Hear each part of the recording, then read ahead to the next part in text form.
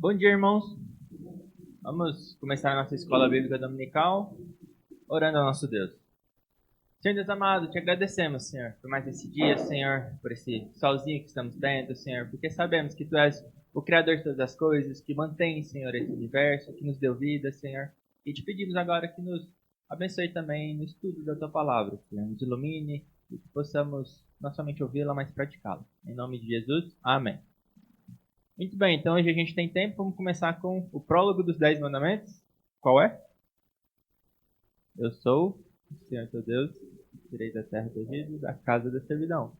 Portanto, o primeiro mandamento, não terás outros deuses diante de mim. Segundo mandamento, não farás para ti imagem de escultura. Terceiro mandamento, não tomarás o nome do Senhor teu Deus em vão. Quarto mandamento, lembre-te de dia de sábado para santificar. Quinto mandamento, honra teu pai e tua mãe.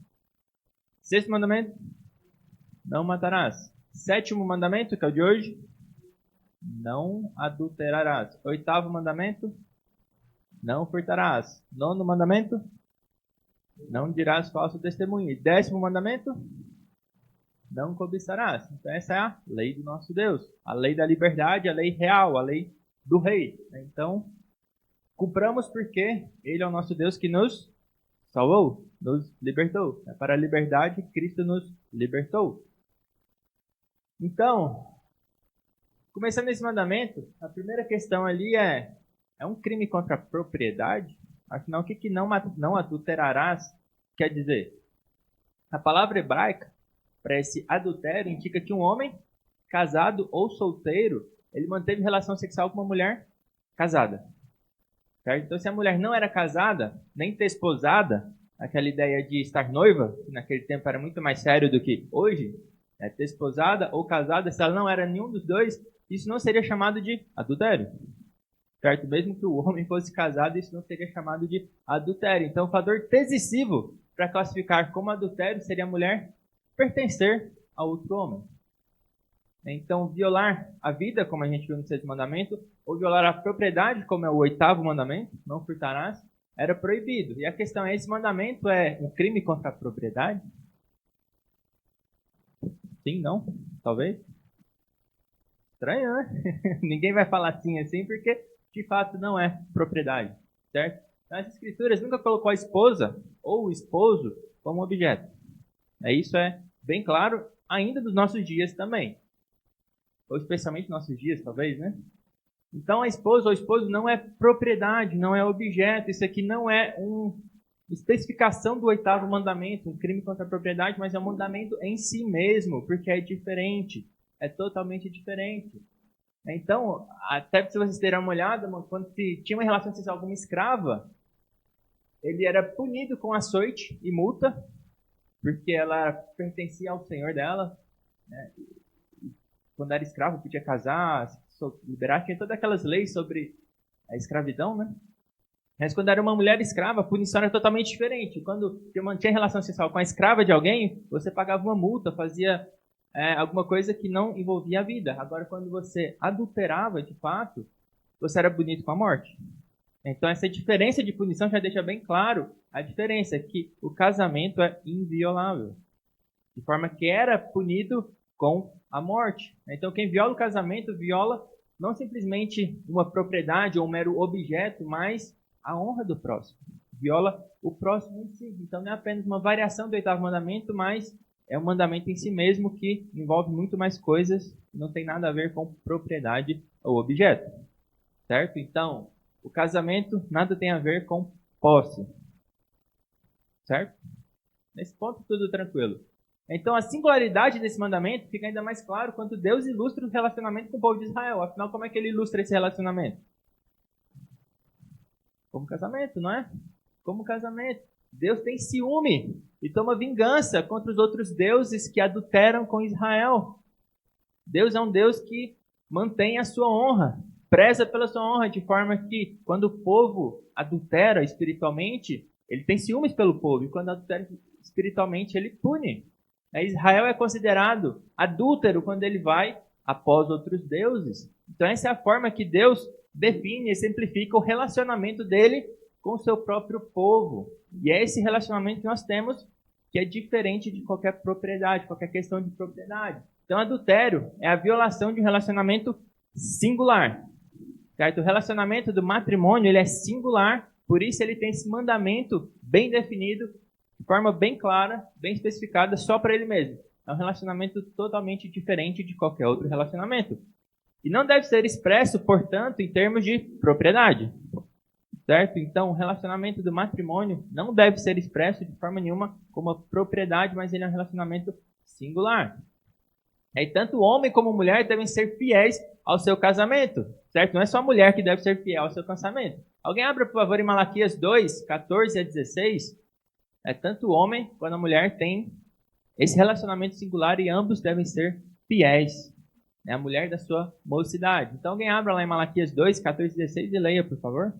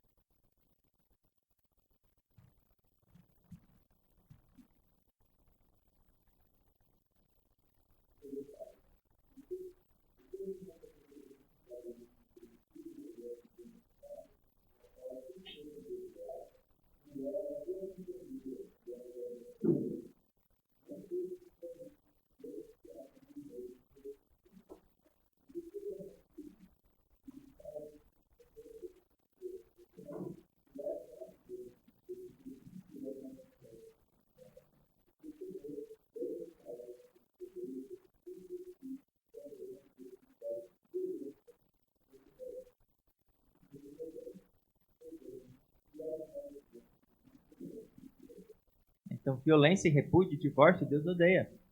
E ele preza pela fidelidade no casamento. E Malaquias ainda está no Antigo Testamento. Então, Deus não mudou essa opinião. Desde o princípio, desde Gênesis, quando ele fez o primeiro casamento, até hoje em dia, ambos devem ser fiéis ao seu casamento, ao seu matrimônio. Tanto homem como mulher. E isso nunca é expresso em termos de propriedade. Então, para um campo de visão um pouquinho maior, a palavra-chave aqui para o entendimento desse mandamento não é propriedade, é sexualidade. É diferente. Então, como a gente já viu, o mandamento ele abarca não simplesmente o pecado em si, mas todos os similares. Então, aqui a gente fala não somente de adultério, de relacionamento conjugal, mas também de todos os pecados relacionados à sexualidade. Então, ele é mais abrangente do que simplesmente em termos de casamento. Em Levítico 18, por exemplo, e também em Levítico 20, a gente vê esse mandamento contra adultério, versículo 20, 18 e 20, falando para não tomar a esposa do próximo, né? Ele fica listado entre vários pecados de ordem sexual, de relações sexuais ilícitas. Não terá relação sexual com a sua mãe, com a sua irmã, com o parente próximo, com não sei o que lá. Não terá com a esposa do próximo. Então, esse mandamento, ele abarca todos os pecados relacionados à sexualidade, relações sexuais ilícitas. Então, não é permitido relações sexuais com parentes próximos, como não é permitido quebrar essa fidelidade conjugal. Certo? Então, esse mandamento, ele abrange mais do que o casamento em si. Apesar dele ser explicitamente tratado em termos conjugal. Então, quando a gente analisa, por exemplo, o caso de prostituição, muitas vezes parece que adultério é algo considerado maior, mais grave do que prostituição em si, não é? Então, prostituição muitas vezes parece algo que especialmente se a gente olhar as narrativas, aparece com frequência. Israel tinha prostitutas, a gente via lá as pessoas, Judá buscando prostitutas, Sansão, Raabe, que foi a prostituta que foi, então, recebida no povo de Deus. E por muitas vezes a gente acaba pensando que prostituição é um pecado não tão grave, mas é um pecado tão grave quanto adultério. Salomão diferencia, por exemplo, ainda em Provérbios, entre buscar uma prostituta solteira e uma adúltera. Aquele que busca adúltera está em caminhos de morte, mas aquele que busca uma solteira lá, ele vai pagar só um pão. Então, por uma prostituta, o máximo que se paga é um pedaço de pão, mas a adúltera, aquela que é casada, anda a casa de fita preciosa. Então, aquele que se mete com a esposa de alguém está pondo em risco a sua própria vida. Mas quando a gente pensa em termos de mandamento de fatos assim, prostituição está no mesmo nível de adultério. Diante de Deus, prostituição não deveria existir. Lembra que quando a gente fala das narrativas de tudo que aconteceu, Isso mostra, a Bíblia mostra claramente como as pessoas eram. São pessoas como nós. Sansão era uma pessoa como nós somos. Pecadora como nós somos. Judá também. Todas essas pessoas, a Bíblia narra tudo sem esconder nada. Mas essas partes não são didáticas em si. A gente tem que tomar um cuidado para ver o que a Bíblia fala sobre o ensino de fato. Quando a Bíblia fala sobre prostituição, é bem claro que diante de Deus, prostituição não deveria existir de forma nenhuma. Tanto cultual, obviamente, né, prostituição cultual, como a que o autor coloca como ordinária. Né? Não entregue a sua filha para prostituição, isso é vergonhoso, isso é pecado, isso não deve acontecer. Né? Não contaminarás a tua filha fazendo-a prostituir-se, para que a terra não se prostitua nem se encha de maldade. Então, prostituição também não deveria existir. E quando Deus fala do adultério, né, de Israel contra Deus, quando Israel vai após outros deuses, isso é colocado como prostituição e impureza. Certo? Então, no mesmo nível, quando Israel adultera, espiritualmente falando, o relacionamento dele com Deus, ele vai após outros deuses, isso é prostituição. Deus deixa bem claro, prostituição e impureza. Então, prostituição não é algo menor, mas é algo tão grave quanto adultério. Certo? Então, adultério e prostituição podem ser mencionados juntos. É algo pecaminoso, terrível, abominável, e devem ser evitados tanto por gregos como por judeus. Tanto por gentios como por judeus. É o que a gente vê lá, quando os apóstolos passam aqueles recomendações para os gregos, né, para os gentios que estavam vindo para a fé, ele fala para ter pureza sexual, para não viver em impureza, não ter relações sexuais ilícitas. Né? Não coma carne com seu sangue, não tenha relações sexuais ilícitas, mas outros dois lá, recomendações. Então isso é para todos, tanto no Antigo Testamento, desde Adão, como hoje, para toda a humanidade. Certo? Então adultério e prostituição, eles destroem relacionamentos.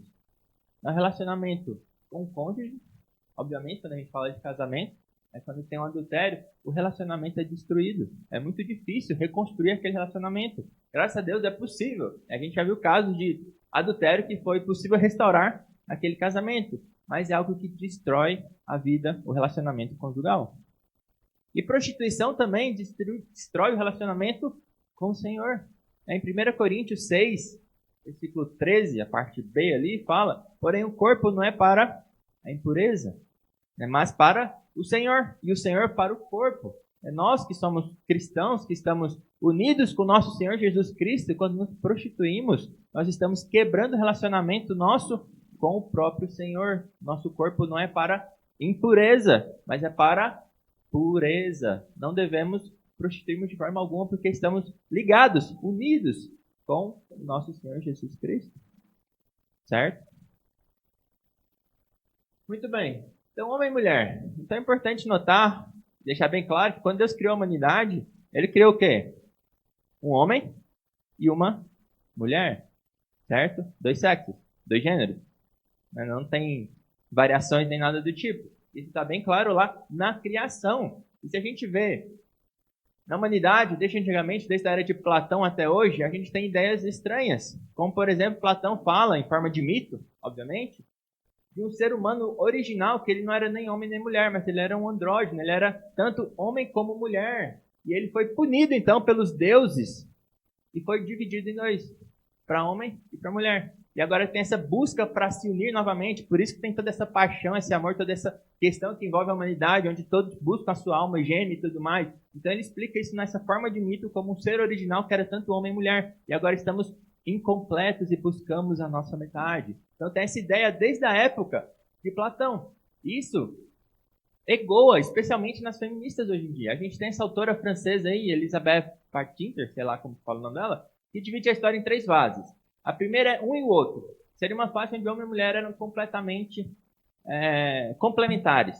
Não tinha essa disputa, essa guerra entre sexos e tudo mais. Era um e o outro. E depois a gente entra na segunda fase, que é um sem o outro, onde o homem se tornou o principal e a mulher passou a ser o quê? Oprimida. Certo? Tem essa ideia de que o homem passou a ser principal e a mulher é pisada. E ela coloca a Bíblia como pertencente a esse período, onde o homem é o principal e a mulher é pisada. Certo?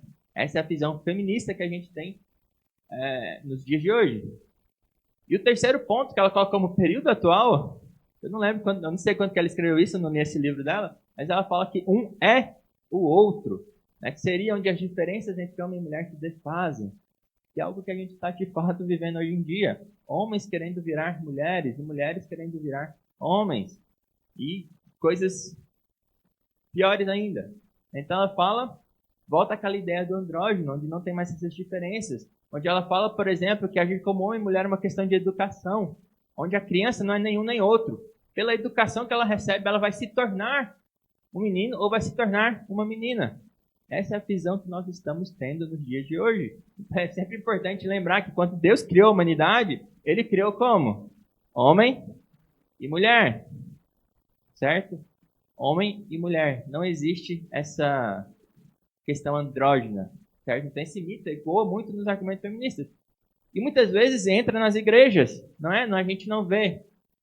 Não muito aqui não, graças a Deus, mas a gente vê muitas vezes pessoas querendo se referir a Deus como feminino, né? A ela em vez de ele, né? A mãe em vez de pai. E Deus se revelou de forma masculina. Né? Deus Filho se tornou homem, não homem como humanidade, é claro, mas como homem masculino também. E Deus, ele é dito como pai, ele se refere de forma masculina. Essa é a revelação do nosso Deus. Não importa o quanto queiramos mudar isso, ele se revelou assim. Certo? E a gente vê muitas pessoas querendo falar, orar a Deus, se relacionar com Deus e atribuir feminilidade a Deus. Onde ela fala, por exemplo, essa autora fala que nesse tempo aí do um sem o outro, não há espaço para a deusa, somente para o Deus. Certo? Então esse é o tempo que nós vivemos, onde essas feministas aí acabam distorcendo bastante as coisas. E muitas vezes isso entra na igreja. Essas filosofias aí do mundo acabam sendo aceitas aos poucos pela igreja até que tudo se corrompa. Certo? Então isso vem desde antigamente. Essa ideia de ser andrógeno aí ecoa bastante nos dias de hoje. Certo? E não foi assim desde o princípio. Nós sabemos que Deus criou homem e mulher. Certo? Não vieram de um ser por evolução, por qualquer coisa que seja, para depois se tornar dois sexos. Então Deus criou intencionalmente. Né? Então é importante lembrar também que foi intencional. Deus não criou por acaso, ou qualquer outra contingência, mas ele criou intencionalmente homem e mulher. O sexo não é uma punição divina, mas é intenção divina. E é algo bom. Quando Deus criou as coisas, ele falou o quê? No final, ele pronunciou, todo o relato da criação, ele vai pronunciando que foi bom, bom, bom, bom. E quando ele termina tudo também, quando ele termina o homem e a mulher, ele fala que foi tudo muito bom. Então é intencional. Né? Ter esses dois sexos, homem e mulher, é algo bom que Deus criou. E é intencional. Então não é algo como punição. Né? Viu Deus tudo quando fizeram e esse que era muito bom. Porém, obviamente, após a queda, o que aconteceu? A relação entre os sexos, como é que se tornou? Difícil, né? Se tornou difícil, foi quebrada a relação harmoniosa que tinha entre homem e mulher, entre marido e esposa, foi quebrada. Foi quebrada. É por isso que a gente tem muitas vezes feministas aí falando coisas que muitas vezes falam corretamente. Homens tratando mulheres como lixo e mulheres também tratando homens como lixo. Como Deus revelou assim que aconteceu a queda. Não foi isso que ele falou? O seu desejo será para o seu marido, ele te governará. Isso é resultado do pecado. A relação harmoniosa, de fato, entre homem e mulher foi destruída com o pecado. Mas essa relação não foi para ser ruim. Muito pelo contrário, ela deve ser boa. Intencionalmente, criacionalmente boa. Homem e mulher. E o relacionamento entre homem e mulher é para ser bom. Porém, afetado com a queda. Tá, então, qual que é o propósito do casamento? A gente tem homem e mulher, onde eles foram feitos, podem se casar, né? Talvez discute mais pra frente a questão de solteiro, né? De celibado, mas normalmente se casam. Né? Então, qual que é o propósito desse casamento? Por que se casar? Sede fecundos, multiplicai-vos, enchei a terra e sujeitai-a. Então, o primeiro mandamento que a gente tem em relação ao casamento é esse. Homem e mulher receberam essa questão de procriar, de ter filhos, de encher a terra, de se multiplicar, certo? O que mais? Todo mundo vendo ali? Primariamente a gente tem 2 pontos, né? Multiplicar e também a vida entre 2, a vida em conjunto, né? Recebendo a capacidade de se tornarem uma só carne, certo? Então é a vida em comum, né? Por isso deixa o homem, pai e mãe, se une à sua mulher, tornando-se os dois o quê? Uma só carne. Então a gente tem esses 2 aspectos do casamento, ter filhos e ter a vida em comum, marido e mulher, certo? Então, o casamento é uma instituição para experimentar essa união, né, e realizar o mandado de Gênesis 1:18. Sede fecundos, multiplicar e encher a terra, certo? Então, ele tem essa questão de procriação e união, certo? O casamento é bom tanto individualmente, né, como marido e mulher, como globalmente, certo? A gente tem essa questão de multiplicar e encher a terra. Por que a gente multiplica e enche a terra? Por que isso é bom? Sem dúvida. Se a vontade de Deus, ela é boa. Então, por que ela é boa? Porque, normalmente a gente tem essa ideia de que o paraíso é o quê? Quando a gente fala que não, esse aqui é o paraíso na Terra. Normalmente é o quê? É uma natureza intocada pelo homem, não é? Onde o homem não está lá mexendo com aquela natureza. Mas será que essa é a ideia de Deus de paraíso? Não. Porque Deus fala para encher a terra. Não é para ficar um cantinho intocado, um jardim intocado, mas é para encher a terra, porque nós somos o quê? A imagem e semelhança de Deus. Nós é que somos representantes de Deus. Não tem como falar que esse lugar aqui é um paraíso se não tem a imagem de Deus ali representando.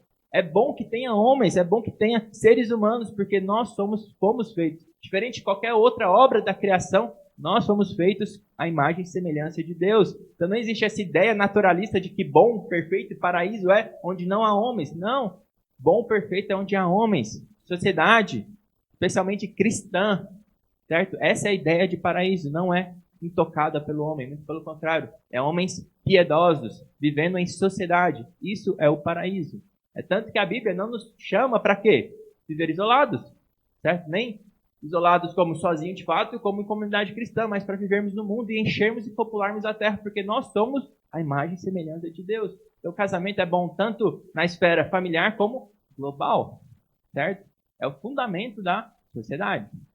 Em latim, normalmente a gente tem 2 termos para o casamento, onde o primeiro é matrimônio, que enfatiza o quê? Maternidade, né? Mater, enfatiza a questão de ter filhos, de ser fecundos, e o outro é uma palavrinha que eu sei lá como é que fala, conjugium, que enfatiza a vida comum, né? A união entre 2 pessoas, entre marido e mulher. Como é que fala isso? Quem sabe latim aí? É uma língua morta, ou não? Enfim. A união entre homem e mulher não se limita, obviamente, à relação sexual. O mesmo termo, por exemplo, quando fala de união, é usado para Ruth e a sua sogra. E quando a gente fala vida comum, a gente não fala simplesmente de relação sexual, mas de toda a vida comum do dia a dia. Marido e mulher estão lá para ter uma vida em comum, em comunhão. Como Ruth, por exemplo, se apegou à sua sogra, se uniu à sua sogra, é a mesma palavra usada para união ali entre homem e mulher. Então, carne ela pode ser entendida como a totalidade da pessoa humana. Então, quando fala uma só carne, não se refere simplesmente à relação sexual, mas a toda a comunhão, toda compreensivo. Toda a vida dos dois agora é em conjunto. Não tem mais aquela individualidade, mas é uma vida em conjunto. E tem, de fato, a união entre marido e mulher. E é algo, vale já mencionar de cara, que é impossível ter quando tem poligamia. Certo? Como é que toda a sua vida vai ser compartilhada com mais de uma pessoa? Não tem como. Você vai dividir a sua vida entre várias esposas ou entre vários maridos.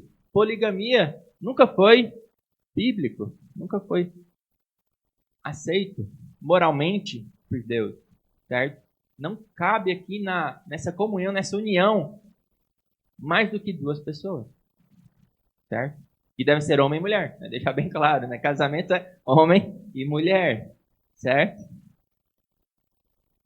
Muito bem. Então, para a primeira parte, a gente tem a questão de procriar, né? De multiplicar e encher a terra. Então vale a pena a gente discutir um pouquinho sobre essa questão de planejamento familiar. Afinal, quantos filhos nós devemos ter? 1, 2, 3, 4, 5, tantos quanto Deus queira. A gente pode ter menos, pode limitar quantos filhos nós temos? Ou não? Quantos Deus queira? Muito bem, então ter filhos é um dos propósitos do casamento. Antes de mais nada, é um dos propósitos do casamento. É o primeiro mandato que Deus deu lá: sede fecundos, multiplicar e encher a terra. Porém, um casamento sem filhos não significa um casamento mal sucedido. Pela providência de Deus, nós sabemos que muitos casais não podem ter filhos. Então, isso não deve ser motivo de pensar que seu casamento é mal sucedido.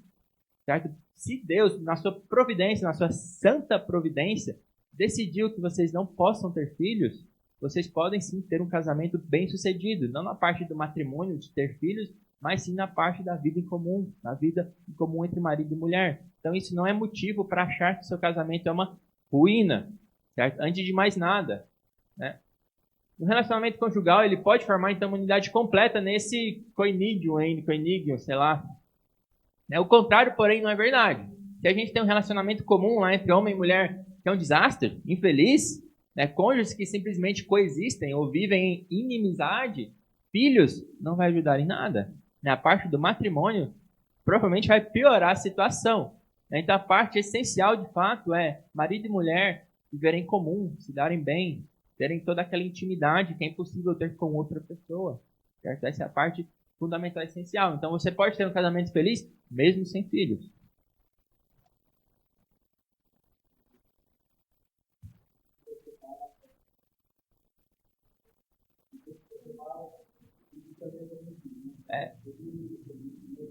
Eu já vi bastante sobre latim língua morta, latim não, latim, por exemplo, da Igreja Católica, que eles têm a forma, a Igreja Católica tem as regrinhas deles, né? E americanos falam de uma maneira meio americanizada, porque cada um fala do jeito, né?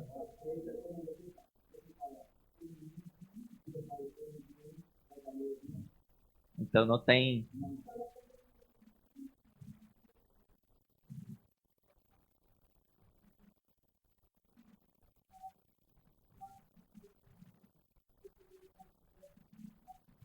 Sim.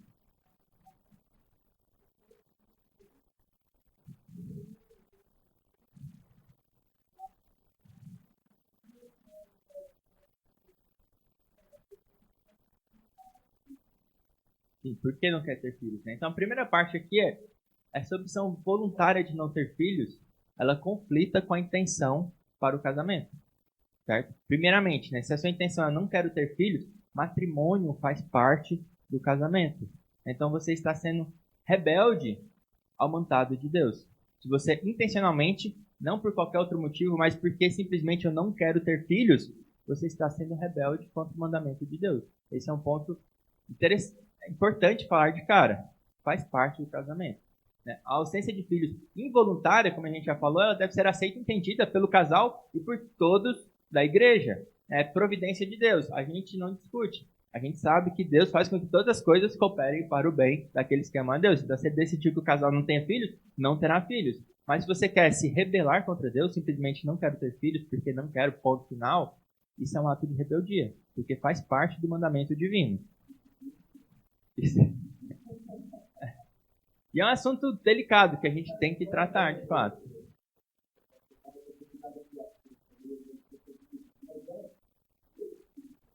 Sim, primeiro a família.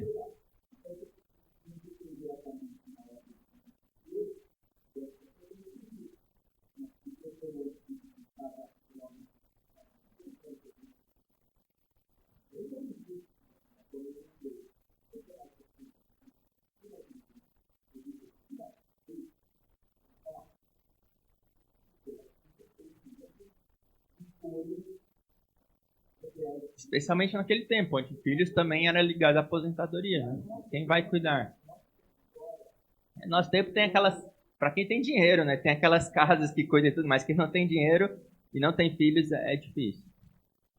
Então, a ausência de filhos lá a gente entende, aceita, mas argumentos como, por exemplo, a terra já está cheia, né? Não são válidos, não está cheia nada. E muito pelo contrário, a gente precisa cada vez de uma geração substituindo a geração atual. A terra está cheia, espera 50 anos. especialmente nos nossos tempos. Espera 50 anos para ver com o declínio que a gente está tendo de nascimento. Contudo, a gente entende que tem questões válidas para não se ter filhos, ou para limitar, ter somente um, ou coisas assim. Como, por exemplo, questões médicas. Certo? Se envolve a saúde da mãe, por exemplo, é perigoso, pode perder a vida da mãe, por que você vai arriscar a vida da sua mãe? Da sua mãe, né? Da possível mãe. E outros fatores podem ser considerados para limitar o tamanho da família. Então, antes de mais nada, esse dever de encher a terra não é um dever que deve ser pensado e pesado sobre um casal apenas, como um dever diretamente a mim, por exemplo, mas é um dever a toda a raça humana. Não é algo que todos devem fazer o máximo possível para ter a maior quantidade de filhos possível, mas é um dever dado à raça humana. A gente pode ter, por exemplo, na igreja, a gente tem diversos dons, não é? Alguns para pastores, alguns para mestres, alguns para isso, alguns para aquilo. Da mesma forma aqui, se algumas pessoas, alguns casais não podem ter filhos, ou é difícil ter filhos, eles podem limitar, sem prejudicar esse mandato que foi dado, não simplesmente para uma pessoa, para o casal em si, mas para a raça humana como um todo. Certo? Então a gente tem questões que de fato podem limitar. Aí a gente pode discutir uma vida aqui, né? Questões econômicas, questões de saúde. E o importante, de fato, como a Ana Paula falou, é qual é a motivação. São motivos egoístas, porque eles vão atrapalhar a minha vida, porque eu não vou poder ter férias, porque eu não vou poder viajar, porque eu não vou poder fazer isso. E você está, portanto, se rebelando contra Deus, contra essa vida familiar, essa continuação da família divina, da família santa. Então, qual que é a motivação do coração para não se ter filho? Então, é algo que deve ser pensado com muito cuidado. Afinal, foi um mandado de Deus.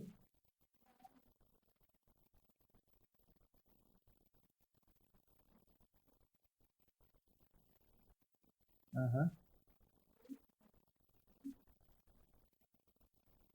Só o crente. A gente faz evangelizando, mas também multiplicando. E esse é exatamente o próximo ponto. Né? O mandato não é simplesmente para procriar. Como a gente viu na questão de honrar pai e mãe, filhos exigem educação. E quando a gente fala educação, educação em que sentido? Primariamente, educação no Senhor. É isso que dá sabedoria. É isso que faz com que eles realmente reflitam toda a glória de Deus nessa terra. Que possam encher a terra e refletir toda a glória do nosso Deus. É educá-los nos caminhos do Senhor. Quando a gente fala ter filhos, fala em educação, a gente fala primariamente, não com diploma, mas com o que está no coração daquela criança. Se ela realmente está andando no caminho do Senhor e vai proclamar, professar a fé nesse Deus. Então, essa ampla responsabilidade, como é colocada, muitas vezes pode ser motivo, pode ser considerado na questão de limitar a família. Né, em relação a ter mais de um filho, ou quantos filhos você possa ter. Né? Então, tem considerações que você pode e deve tomar para ter uma decisão responsável em relação ao tamanho da sua família. Certo? A gente não faz filhos de qualquer maneira, mas faz filhos para o Senhor. Certo? A gente tenta, sem dúvida nenhuma, se multiplicar, obedecer a Deus, entendendo que filhos é uma bênção.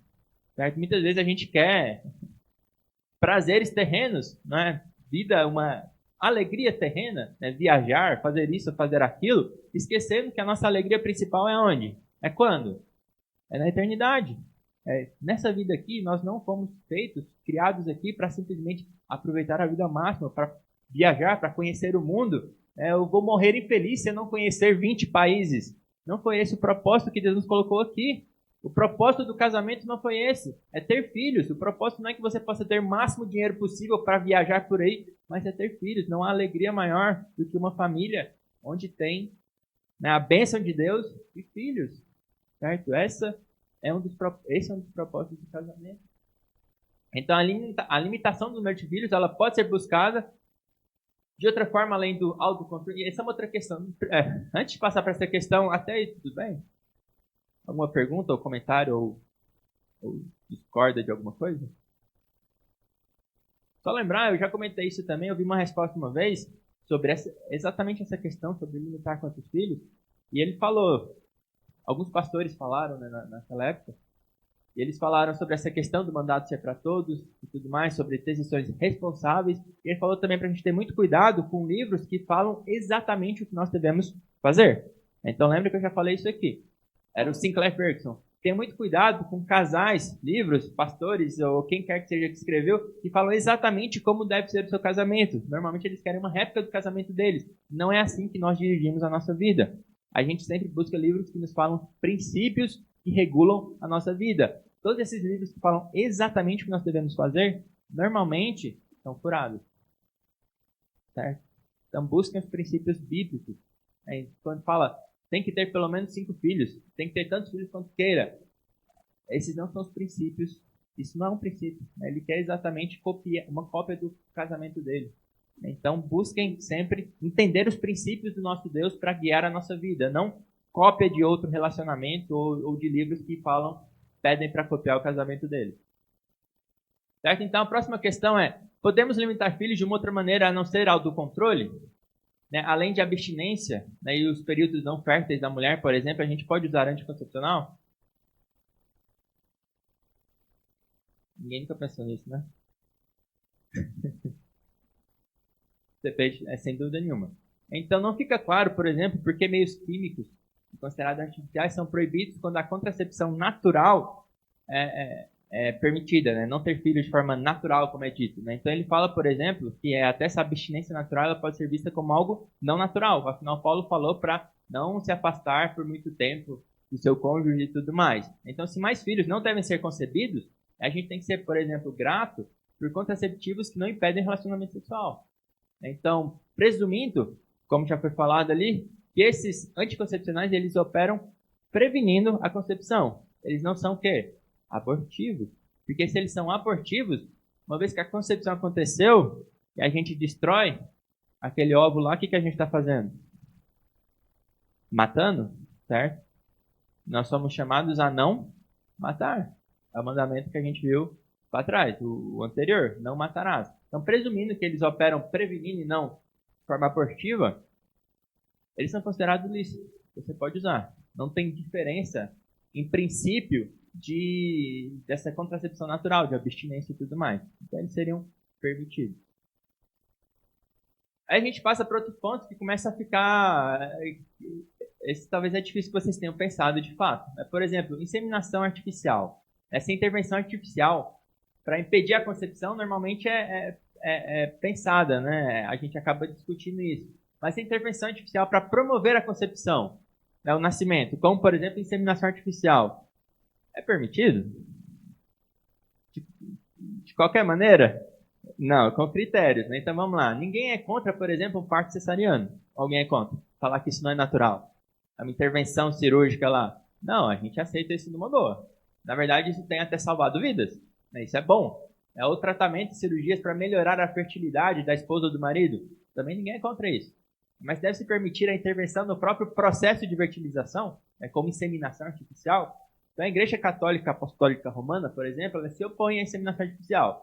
É pelos mesmos motivos que ela se opõe a anticoncepcionais, que não são esses naturais, abstinentes.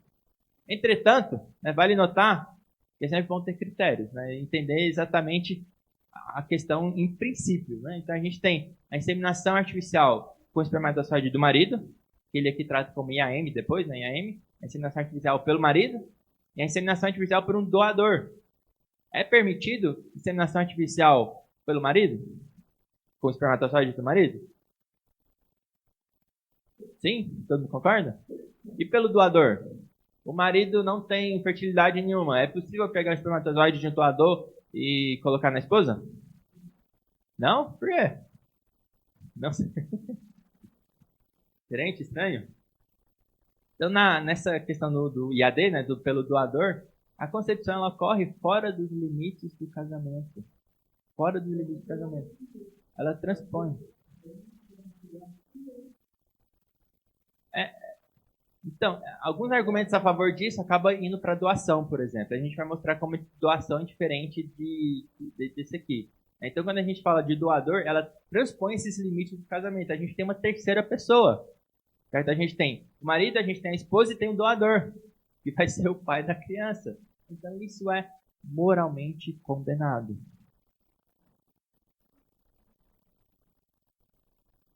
A próxima. Sim, é a próxima. Então, diferente da doação de sangue, por exemplo, de órgãos, não é apenas algo sendo doado, mas é uma vida sendo gerada. Certo? Então, a gente não é contra, por exemplo, doação de sangue, doação de órgãos. Mas quando a gente fala de doar um espermatozoide para fertilizar a esposa, isso é diferente. Não é simplesmente algo que está sendo doado, mas é uma vida que está sendo gerada. Então, o filho de uma inseminação por um doador é um filho de uma outra pessoa, de uma terceira parte. Ela transpõe, ela passa dos limites do casamento. Ele até fala aqui, se a gente não pode falar de adultério físico, a gente pode falar de adultério artificial. Então está acontecendo um adultério artificial aí. Então não torna esse mal em bem. Certo? Então, comparar, por exemplo, a inseminação por um doador com uma doação também uma adoção também é um erro. Porque na adoção, a gente está primeiramente tratando da questão da criança, que está sem família. E o relacionamento, tanto do marido como a esposa, vai ser o mesmo relacionamento para aquela criança, pais adotivos, certo? Quando a gente tem inseminação, a gente vai ter que a esposa vai ser a mãe e o pai vai ser o que adota, certo? Por mais que a gente fale que pai é aquele que cria, descartar esse aspecto biológico é um erro, certo? A gente está transpondo os limites do casamento, não é assim que deve ser feito. Então, diferente da adoção, o relacionamento vai ser diferente. A mãe vai ser de fato mãe e o pai vai ser aquele que cria.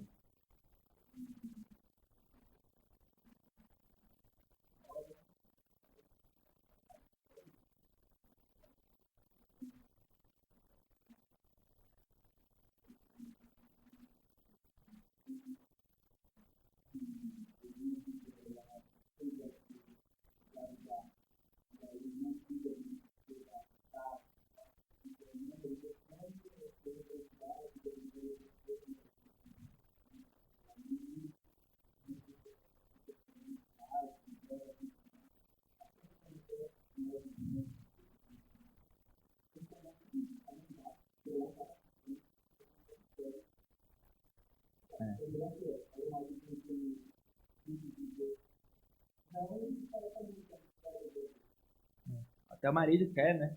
E faz com que e quer forçar que a sua esposa tenha uma adultério artificial, que é pecado igual, certo? Então, para acabar essa, ainda tem um ainda, na verdade. Né? Então, contudo, a gente não deve rejeitar a questão de inseminação artificial. A natureza defeituosa, né, após o pecado, a gente sabe que isso acontece, ela recebe o auxílio no processo de concepção. Então, como a gente falou, inseminação artificial, quando é nos limites do casamento, é algo bom, algo que ajuda o casal a ter filhos, algo que não era possível pela natureza defeituosa, após o pecado, por algum problema que aconteceu. Então, é algo bom, assim como o parto cesariano é algo bom. Então, é importante falar que a natureza não é divina, não é algo santo que a gente não deve mexer de forma nenhuma. Muito pelo contrário. Intervir na natureza é algo pertinente à raça humana. É algo que nos foi dado a fazer como imagem e semelhança de Deus. Como cirurgias, remédios e tudo mais, é algo pertinente a nós. A buscarmos sempre melhorar e crescer e prosperar e desenvolver as coisas. É algo pertinente à raça humana.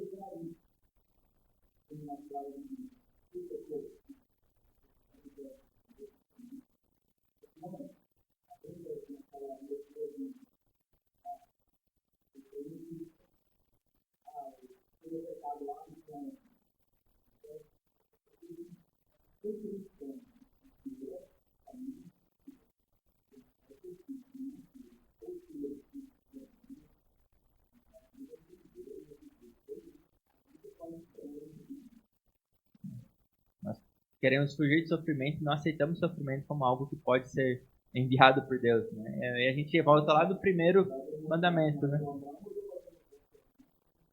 Como se nós não fôssemos dignos de sofrer.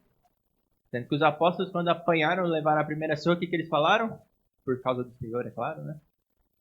Glória a Deus que fomos achados dignos de sofrer por Ele também.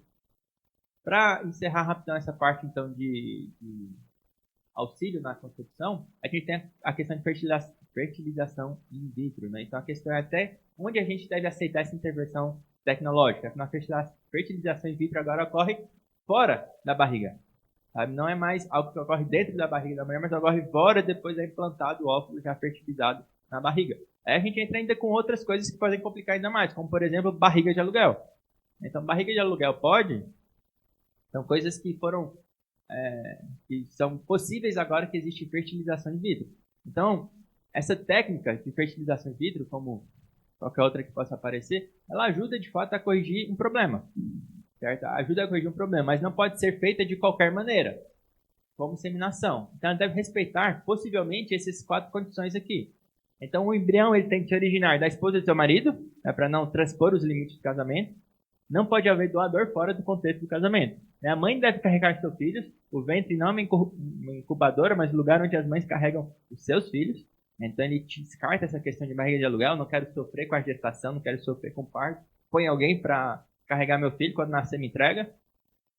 Todos os embriões devem ser implantados, como a Ana Paula estava falando, né? Abandonar alguns embriões não é diferente de aborto, certo? E os embriões eles devem ser implantados o mais breve possível. Né? A diarista apenas aumenta a chance de não serem implantados. Pode acontecer algum acidente com a mãe, pode acontecer alguma coisa, pode esquecer, mas acaba tendo aumentando a chance de um aborto. Então, quando ele fala aqui em fertilização in vitro, ele coloca esses 4 aspectos para serem seguidos, no mínimo, certo? Não transpor os limites de casamento, não ter barriga de aluguel, implantar todos de cara e todos, certo? Não deixar, não fazer aborto, certo? Afinal, isso também é um aborto.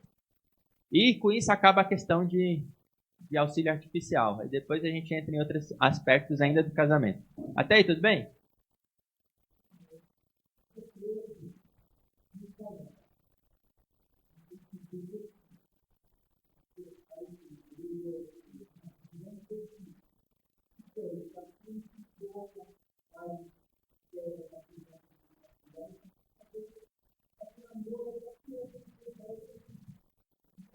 Adoção é algo bom.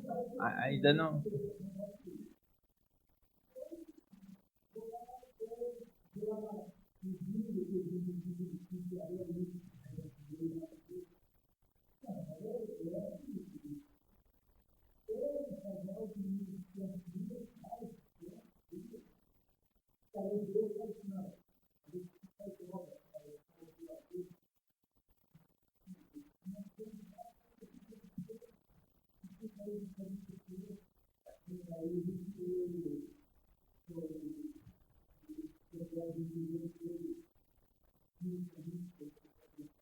Quando era pequeno, quando...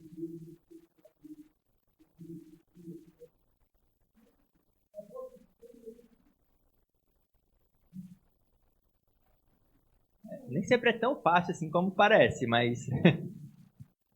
Mas bom. Silas, pode orar pra gente para encerrar, por favor?